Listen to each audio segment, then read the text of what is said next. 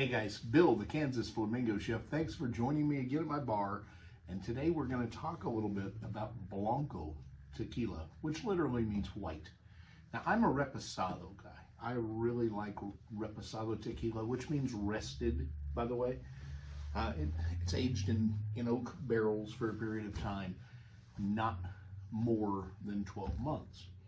Where Blanco is not aged in oak, it's generally laid in stainless steel casks and allowed to age naturally without bringing any additional flavoring. Now, a lot of you may or may not be aware, but tequila has become so popular in the United States in the last 20-25 years that the tequila industry can't produce enough of it fast enough, because it takes at least 7 years to grow an agave plant before it can be harvested and then made into tequila, which is a very extensive process. Now, these are my 3 favorite Blanco tequilas. There's so many on the market. I mean, it's absolutely insane how many tequilas there are. One thing I will caution you on when you're looking at tequila, you need to make sure you're finding tequila that is, number one, 100% blue agave. 2, has no additives in it. And a lot of tequilas do have additives. One of the most popular tequilas in the United States is Don Julio. It's got a ton of additives in it. They add a sugar content and they add flavorings.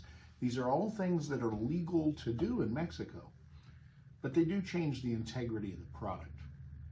Now, all 3 of these come from the Jalisco area of tequila. They are all incredibly different. On my left, first, is Ambhar. The only place you can get Ambhar at the moment for most people in the United States is through their website.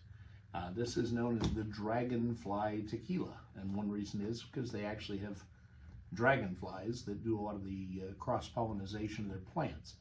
This is an amazingly balanced tequila, but you're not going to learn a whole lot about it unless you go to their website. And even then, the information is kind of hit and miss. There's a lot of secrets. But it's a very interesting tequila. Now, you can see how it's spelled, A-M-B-H-A-R, Ambhar. They call this a plata, which means silver, but it's still a Blanco tequila. When you take the top off, this is actually a plastic top with cork. It has a very light smell of roasted agave. And I mean, that's what's very forward, is that true traditional agave smell. If you've ever smelled, if you take agave out of a bottle, like agave sugar, and you smell it, imagine that roasted, and that's what this smells like.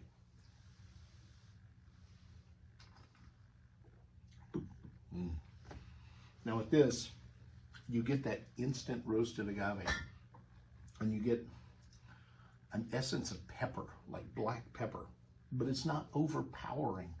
A lot of companies, when you try the Blanco, the pepper is so overpowering that that's all you taste. But here it's like a nuance that just adds a little bit to that. Oh, and you get that. I'm getting the finish now of that black pepper. It's just so incredible. So a bottle of this runs around 50 bucks. Absolutely incredible stuff. In the center, many of you have tried to find it. Many of you can't find it. I'm getting low on it myself. This is Fortaleza. So Fortaleza is an interesting product, and on the back of the bottle, you should read the back of this bottle because it's got a great story. Making tequila the way his great-great-grandfather did. And then at the bottom, it mentions 5 generations of tequila. And then there's a hand-printed label that shows you the lot number that this particular bottle came from. Now, this is stone ground agave, which means they're doing it the old-fashioned way. The machines aren't doing this. This is done by hand. It's one reason there's not as much of it. It's also the reason it's pricey. The top on this bottle is actually a hand-carved piece of cork that is carved into the shape of the azul of the agave, right? The pina. Look at that. Isn't that amazing? It's just, and then hand painted. Each one is a collector's item, quite frankly. So when you smell this, there is a different smell. And the only way I can explain it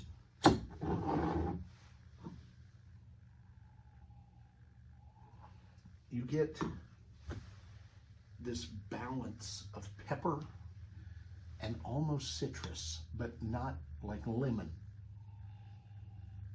and the roasted agave.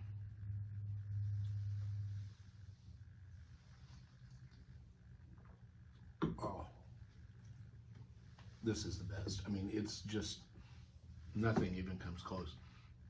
So there is that perfect citrus to it, and just a little bit of pepper, and you get the agave just laying there without any bad intentions. It's just perfect. I mean, there's nothing else like it.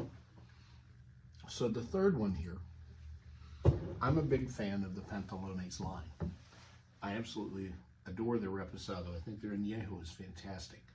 But I had not had the Blanco except in a sample at a liquor store. And today I picked one up. And I'll admit I already owned it. And it surprised me. I don't know why it surprises me, because it's good juice. So when you smell it, there is that agave forward note is not there. You can smell the roasted agave. It's just not the, like here, that's what you smell. Here it's there with some citrus, and here it's like the back of the aroma. It's almost like there's something else up front.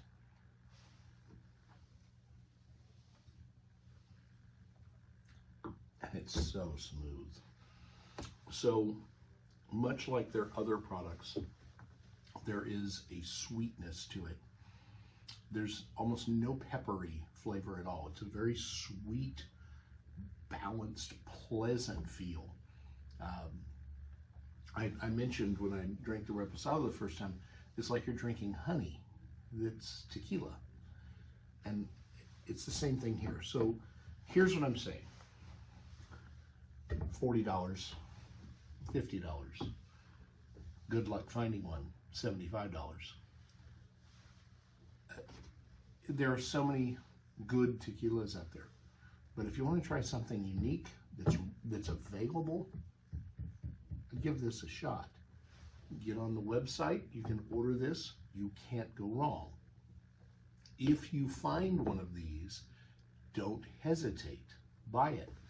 I've got one Reposado of theirs left. Can't get any more at the moment. As always, eat and drink fabulous. Drop me a line, bill@kansasflamingochef.com, and tell me anything that you'd like me to review that I can get my hands on. I'll give it a shot. Or if there's a food you'd like me to make, give me a challenge. Have a great day.